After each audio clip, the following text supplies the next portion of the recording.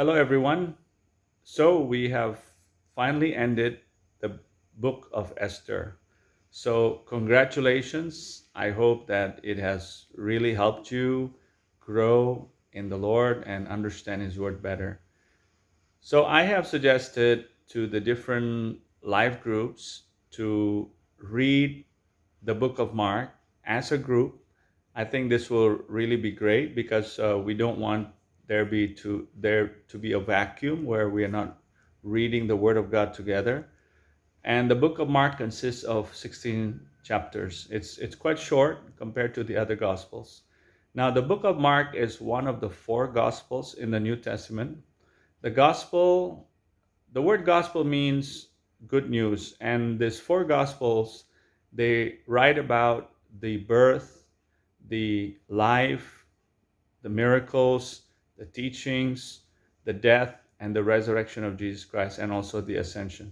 So these gospels uh, they present to us God's plan and purposes for this world, that is to save this world through His Word, Jesus Christ. And Mark wrote one of those gospels. Now,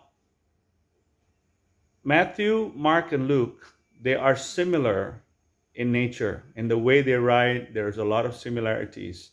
That's why they're called the synoptic gospels. John has a completely different writing style, and also the content is quite different. Okay. So it is believed that Mark actually got a lot of the information from the Apostle Peter. And so he was actually working with Peter for some time, and he must have heard Peter teaching to people, proclaiming about Jesus Christ, and it must have been a repetition of the teachings. So Mark quickly wrote down those things and he made it into a book. And the theme of the book is Jesus Christ, the Son of God. So that's the book of Mark. Okay. Now, who is this Mark anyway? He wasn't one of the 12 apostles of Jesus Christ. Okay. We have a clue in the book of Mark itself that it is possible he was the man who actually ran away when Jesus was arrested in the Garden of Gethsemane. He writes about that in the book of Mark. You're going to see that later on. So he was one of them who ran away. So we can safely assume that he may have been one of those people who was observing Jesus from a distance. Whenever he was in town, whenever he was around, he may have observed Jesus Christ and tried to see what he was doing. So he was a first-hand witness of the life of Jesus Christ. That's the first thing. Secondly, we find out that the mother of Mark, whose name was Mary, she actually opened the house for the Christians to come and worship after the ascension of Jesus Christ. So when the church was born, Mary allowed the believers, these new believers, to come to her house and worship there. Actually, she is like most of the cell group, hosts who are hosting people to come to the house. She was an LG leader, you can say that, or a host, right? So Mark must have listened, must have sat down when these believers came and sat down and listened to what they were teaching. So he got a lot of knowledge about Jesus Christ through that.